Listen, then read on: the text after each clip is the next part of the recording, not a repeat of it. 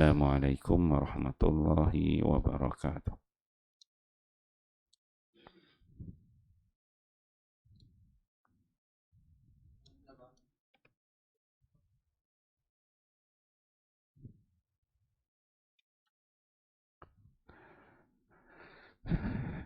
Bab dakwah dan tabligh, dakwah dan fadilatnya. Hadis yang ketiga.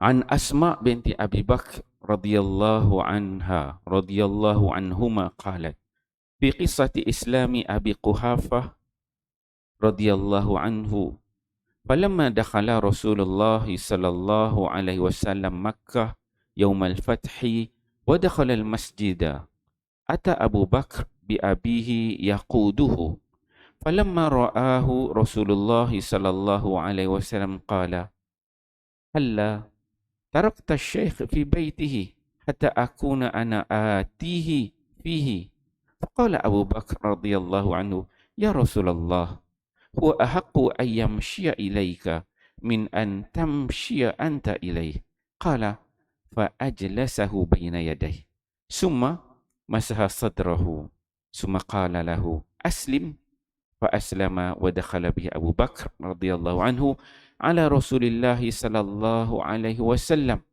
ورأسه كأنها سغامة فقال رسول الله صلى الله عليه وسلم غير هذا من شعره رواه أحمد والطبراني ورجالهما ثقات مجمع زوائد.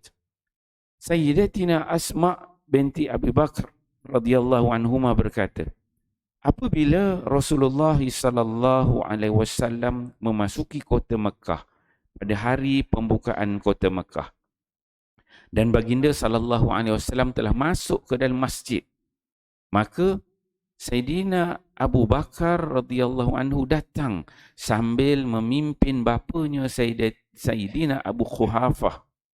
Melihatkan mereka, baginda sallallahu alaihi wasallam bersabda, kenapa tidak biarkan bapamu yang sudah berumur itu di rumah supaya aku yang pergi menemuinya? Sayyidina Abu Bakar radhiyallahu anhu berkata, wahai Rasulullah, ayah saya lebih berhak untuk berjalan datang menemui tuan daripada tuan berjalan pergi kepadanya. Baginda sallallahu alaihi wasallam telah menyuruh Sayyidina Abu Quhafah duduk di hadapan baginda. Kemudian baginda menyapu dada Sayyidina Abu Quhafah sambil berkata, masuklah Islam. Sayyidina Abu Quhafah pun terus memeluk Islam. Sayyidina Abu Bakar radhiyallahu anhu telah membawa ayahnya Sayyidina Abu Quhafah dalam keadaan rambutnya putih seumpama pohon sagamah. Oleh itu Rasulullah sallallahu alaihi wasallam bersabda, tukarkanlah warna putih rambutnya itu dengan meletakkan inai atau sebagainya. Musnad Ahmad, Tabrani, Majmu'ah Az-Zawaid. Keterangan. Sagamah ialah sejenis pohon yang berwarna putih seumpama salji. Alhamdulillah tuan-tuan, pagi ni kita membaca satu hadis Nabi sallallahu alaihi wasallam. Hadis di bawah tajuk dakwah dan juga tabligh. Hadis yang ketiga. Hadis daripada Asma binti Abu Bakar. Asma ni anak kepada Sayyidina Abu Bakar. Sayyidina Abu Bakar ni dia ada beberapa orang isteri. Salah seorang dia Asma. Asma ni lah yang ketika mana Nabi SAW nak berhijrah ke Madinah, dia yang pergi panjat Jabal Thur tu, Jabal Sur, diikat, masa tu disebutkan dia mengandung, syarat ikat, bawa makanan tu naik beberapa hari. Dia anak Sayyidina Abu Bakar. Dia menceritakan, Asma ni ceritakan bagaimana Islamnya atuk dia. Atuk dia. Jadi ayah dia Abu Bakar, atuk dia Abu Quhafah. Jadi dia ceritakan bagaimana Islam atuk dia yang namanya Abu Quhafah ni. Kata Asma, dia kata apabila falamma dakhala Rasulullah sallallahu alaihi wasallam Makkah yaumul fathi, ketika mana Amul Fathi, selepas Nabi hijrah ke Madinah, berlaku Amul Fathi, perang dengan geng-geng Mekah tahun ke-8 hijrah. Masa orang Islam masuk ke Mekah disebut sebagai Amul Fathi. Pada ketika itu wadakhala al-masjid. Nabi SAW dia masuk dalam masjid. Masjidil Haram dekat Mekah lah. Kemudian wadakhala masjid ata Abu Bakar bi abihi yaquduhu. Bila masuk dalam masjid dah selesai lah, semua dah dapat kuasai kota Mekah. Nabi berada dalam Masjidil Haram pada ketika itu. Tiba-tiba datang Abu Bakar, ayah dia, bawa atuk dia ni Abu Quhafah. Yaquduhu, dia pimpin. Atuk dia dah tua sangat. Dengan ada riwayat mengatakan matanya pun dah tak apa nampak, dah rabun, tua dah. Abu Bakar tu tua dah, tapi ayah dia lagi dah berumur, dia kata.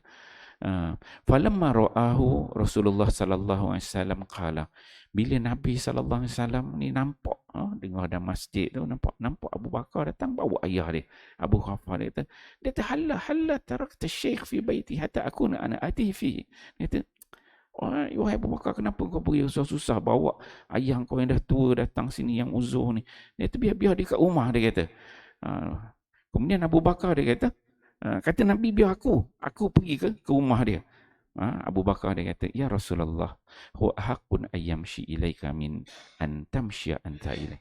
Kata Abu Bakar dia kata, wahai Rasulullah, sungguhnya ayah aku ini lebih berhak untuk datang berjumpa dengan engkau daripada engkau pergi ke rumah dia.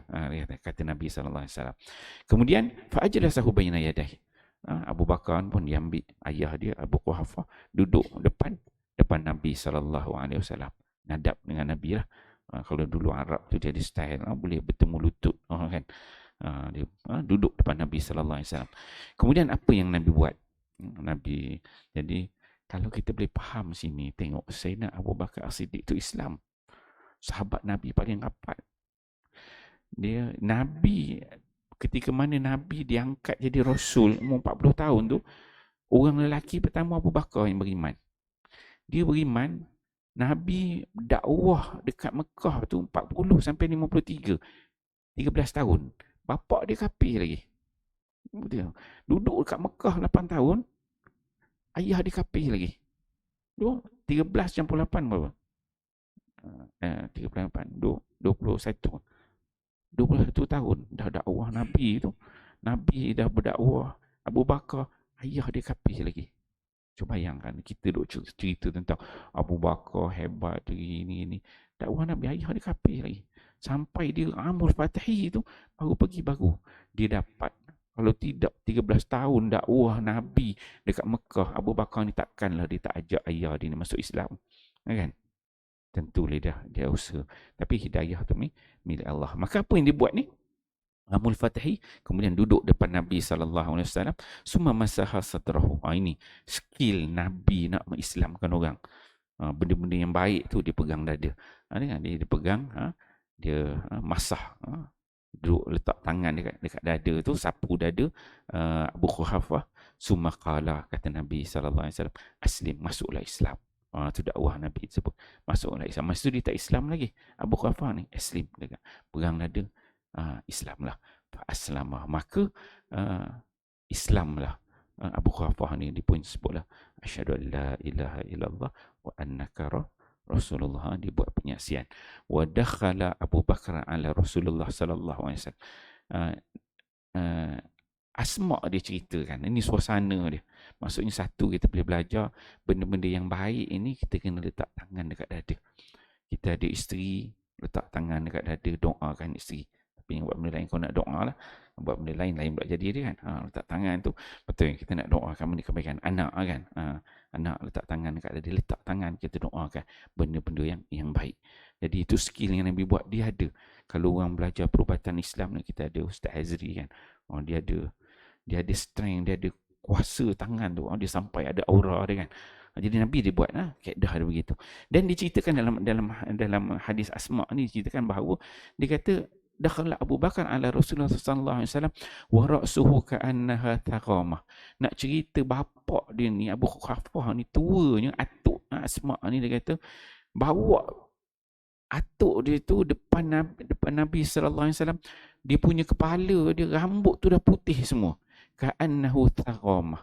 Taqamah ni kalau tuan-tuan pergi negara Arab, Biasa daripada Mekah ke Madinah, Madinah Mekah ke Jeddah tu, dia kanan kiri tu batu je, bukit-bukit batu kan. Bukit batu. Kita nampak dia macam, dia kita nampak batu kan. Batu nampak macam putih gitu je lah, waktu kelabu-kelabu. Tapi sebenarnya kalau kita pergi dekat, kita akan jumpa dari pokok macam pokok lalang lah. Putih-putih, melonggok tu banyak. Sebab itu kalau kita nampak, kalau kita lalu naik bas tu, kita akan tengok kadang-kadang unta tu dia duduk macam makan pada batu-batu. Tengok makan apa, takkan makan batu. Kan? Tapi kalau kita pergi dekat sini, kita akan jumpa pokok. Ni katakan saromah. Saromah ni dia jenis macam warna putih. Kita kata lebih kurang macam lalang lah. Putih, belonggok-longgok, kumpul-kumpul gitu. Pokok saromah. Jadi, kepala atuk ni Abu Khurafah ni dah putih semua dah tua, dan ada riwayat mengatakan mata dia pun dah rabun. Maka Nabi SAW dia ajar kepada Abu Bakar. Dia kata, ayah kamu ni ghayyiru hadha min sya'rihi. Masa tu dia tengah perang, lepas tu nak berlaku ada perang Hunain pula lagi, lepas Amul Fatih. Jadi ubah rambut tu boleh, Nabi membenarkan menginaikan rambut, rambut tu boleh diinaikan. Maka ini dalil lah, hujah yang digunakan. Apa boleh kita belajar pada hadis ni? Satu, hadis ini letakkan di bawah tajuk dakwah dan tabligh, dakwah dan fadilatnya. Kita boleh faham bagaimana Sayyidina Abu Bakar As-Siddiq dia mendakwah ayah dia tadi sampai berapa? 21 tahun tadi kan. Lebih kurang 21 tahun daripada mula dia Islam, ayah dia kafir. Tengok, sabar dia terus dakwah tu dengan penuh sabar, mendidik, membimbing. Begitulah kita dalam kehidupan kita seharian, anak, isteri, kaum, keluarga kita, sahabat, rakan kita. Dakwah ni kena diteruskan dan kena sabar dalam berdakwah. Orang kata, orang keji, orang terima, orang tolak dan sebagainya, itu merupakan lumrah dalam berdakwah. Dan menariknya kata, ada riwayat ceritakan yang berkait dengan inilah. Sayyidina Abu Bakar tu masa dibawa ayah dia Abu Quhafah tu jumpa Nabi SAW. Nabi ada dalam masjid, dia bawa, dia tengok, dia kata, aku tengok muka Nabi SAW tu, dia kata punya sayangnya. Dia Abu Bakar ni dia bawa ayah dia. Ayah dia kan. Jadi tentulah seorang anak dapat mengislamkan ayah dia, satu benda yang sangat-sangat gembira lah. Ubah ayah dia daripada masuk neraka kepada syurga Allah. Dia kata, aku tengok muka Nabi SAW. Dia kata, sayang dia pada Nabi. Dia kata, andai, dia kata, kalau yang boleh aku bawa itu adalah Abu Talib, saudara Nabi. Jadi Nabi ni dia hidup dia dengan, kita tahulah kisah Abu Talib ni, pada kecil sampai besar Nabi semua, tapi akhir tak dapat mengucap, tetap kafir, mati dengan kafir. Dia kata, kalau andai katanya aku dapat bawa, yang aku bawa ni bukan Abu Quhafah bapa aku, tetapi yang aku bawa ni adalah Abu Talib. Dia kata, aku dapat mengembirakan Nabi SAW, lebih aku kasihi, lebih aku suka daripada aku bawa ayah aku Abu Quhafah. Itu cintanya Abu Bakar tu kepada Nabi SAW. Ayah dia tak Islam pun tak apa, janji kalau dia dapat mengembirakan Nabi SAW. Pada level tahap itu.